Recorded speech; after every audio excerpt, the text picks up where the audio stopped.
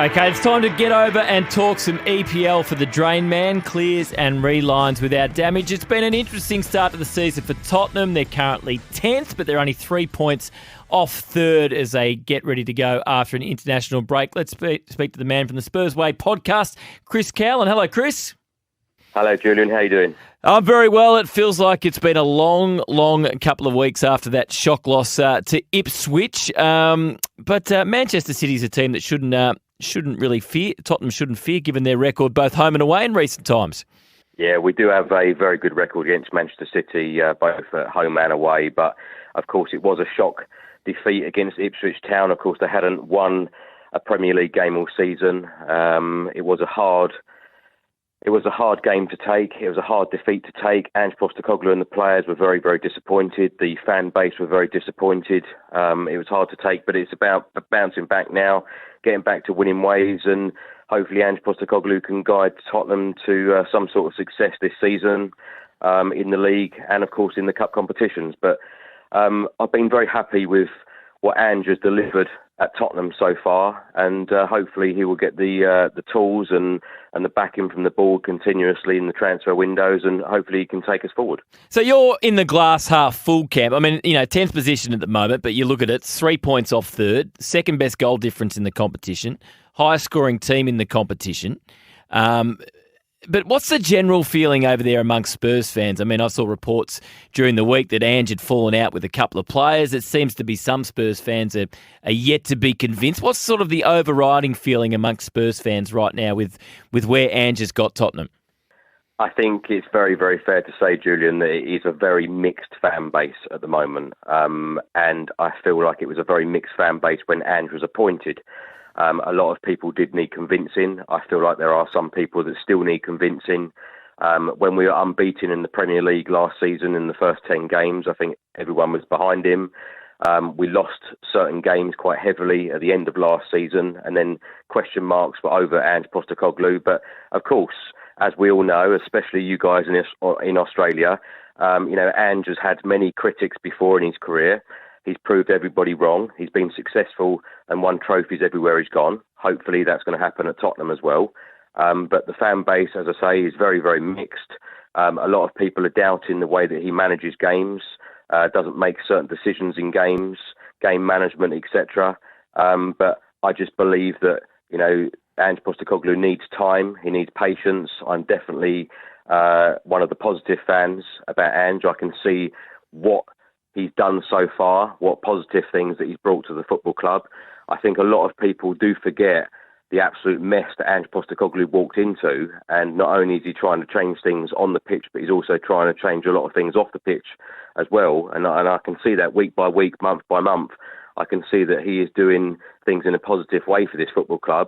And unfortunately, a lot of fans don't like to hear the word time and patience, but I genuinely believe that Ange Postecoglou does need the time. He does need the patience. He does need the tools. He does need the backing. He needs the backing from the board, and he needs the backing from the fans. But I do get some of the criticism, a couple of tweaks here and there. I think that Ange will be onto a good thing at Spurs. The team's been very, been consistently inconsistent so far this season. But in fairness, if you look across the Premier League, outside of Liverpool, you could say that about most teams in the Premier League right now. There's one area that needs to tighten up a bit. Does he need to, lock in the sort of central midfield pairing he wants? It seems like 3 or 4 goals conceded in recent times have all been conceded in very similar ways. Is there still some issues in the defence there? If you were trying to nail down a couple of things that just aren't quite working at the moment, what would they be? Yeah, I think, Julian, it's fair to say that in the final third we haven't been clinical enough. I think if I could pinpoint a couple of games, if we would have been clinical, we'd be easily sitting in the top 4 right now, and everyone would be absolutely buzzing, feeling very optimistic and positive about this season. Defensively, I don't think that we've been good enough either. We've had a lot of injury problems. I know a lot of Premier League teams do have injury problems, but I think it's very fair to say as well that since Ange Postecoglou has walked through his door at Tottenham, we have had a lot of injury problems. We've had a lot of suspensions. Of course, Bentancur is now suspended for 7 games. That's going to be a huge miss. As you mentioned there about the midfield duos, I think we had 29 different midfield combinations last season. That's an awful lot.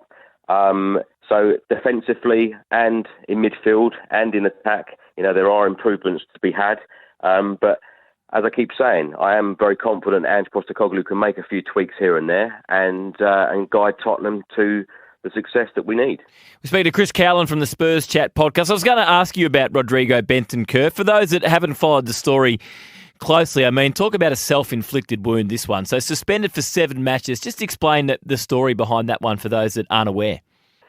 Yeah, Bentancur actually said some comments about Heung-min Son, and it was very silly comments that he made, and now he's suspended for 7 games. It does seem a very harsh ban, but a self-inflicted ban, which is very, very frustrating to Ange because, of course, he's been one of our best players so far this season, and now to be without him for 7 games is very, very frustrating for us all.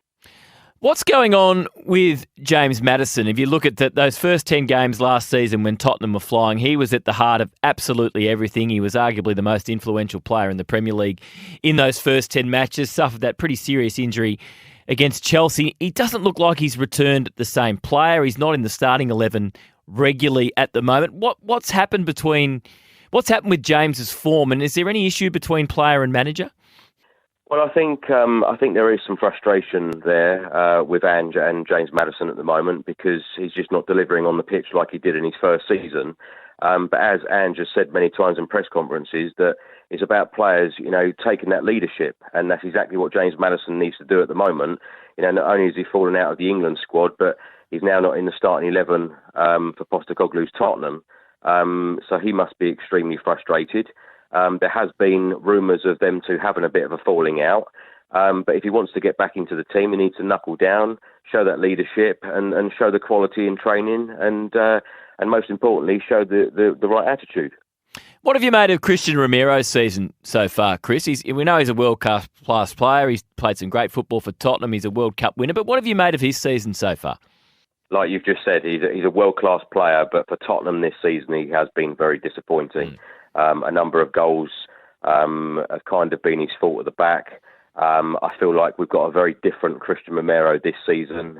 We used to have a very aggressive player, someone that used to go in very hard on challenges, and I feel like his game has really been softened down this season, and I feel like his concentration needs to be a whole lot better if we want to be moving forward this season. You mentioned how many different midfield combinations have been tried since Ange took over. I know it can be horses for courses for certain games, but in your opinion, what would be your preferred midfield combination? Well, I think you do need to change. That wasn't a criticism, by the way. I think you do need to change in certain games. But going back to my point, I think we've had so many injury problems, so many suspensions, which has been a big, big problem for Ange. And when you consider some of the results that we got last season with how many issues he actually had, and we haven't even mentioned the fact that we sold and got rid of our best player of all time, Harry Kane. He's had to, constantly get over obstacles, which he has done, delivered the results. No one expected us to finish 5th in the Premier League season last year. So I think that was a good start for him, in his first season. But as far as the midfield trios go, it's who is available at that time. And, the Premier League is such a hard league to compete in. You do need to set up differently against different opposition. Looking ahead to this weekend, it's very rare for Man City to lose 4 games in a row. They're in that trough, a bit like Tottenham, coming off the back of a poor defeat, and then you have an international break. What's the feeling over there about Manchester City? Is there a bit of a feeling that the era is over, or is it more of a feeling this is just a minor form slump and they'll return to their old ways sooner rather than later? Julian, you can never, ever, ever write off Manchester City. I tell you what, to see Pep Guardiola's City at the moment losing 4 games on the trot, this is amazing.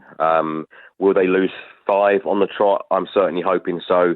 The Spurs fans are feeling optimistic about this game because, of course, it is Manchester City, and Manchester City, they can beat anyone on their day, but it just seems to be that they do struggle against Tottenham, both home and away, and have done in recent years. So let's hope it's Tottenham's day on Saturday. So overall, what do you think the expectations are for Tottenham fans from here on in? As you say, nearly made the Champions League last year, which was a fantastic effort off the back of particularly, losing Harry Kane. So I'm assuming there's some that would expect to finish in the Champions League places this year, but will a slightly lesser result in the league be forgiven if a much long-awaited trophy is won? That's a big if, and it is long-awaited. I tell you, we haven't won the league since 1961. We haven't won an FA Cup since 91. We haven't won a European trophy since 84. And our last trophy was the League Cup in 2008. The trophies are way, way overdue. If Ange Postecoglou took the Europa League and the League Cup in particular seriously this season, I think that we have a great chance.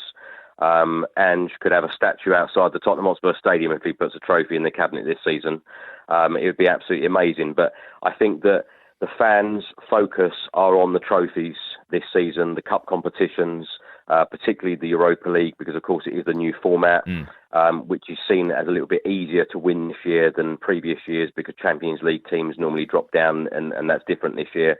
But I do believe and hope that Postecoglou does take the cup competitions very seriously. Yeah, absolutely. And that was probably one of the criticisms last year. So, for example, if Tottenham won the League Cup but finished 10th in the league, fans would be okay with that? I think the fans are very divided on that, actually. Some yes, some no.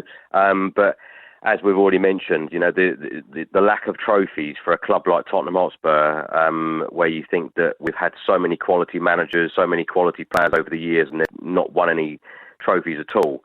I think that has to be the main aim this season. Absolutely, and they've got a big game coming up in the League Cup at home to Manchester United very shortly. Chris, always great to catch up. It's a big game against Manchester City on the weekend, and the games keep coming thick and fast, particularly over the Christmas period. Thanks again for your time. Thank you so much. Chris Cowlin there, thanks to the Drain Man. Business owners, the Drain Man clears and relines drains without digging or damage to finished surfaces. This is Mornings for Hyundai. Thinking hybrid, think Hyundai. We'll catch up with Dwayne Russell on the other side of the break. Get on the line, of course.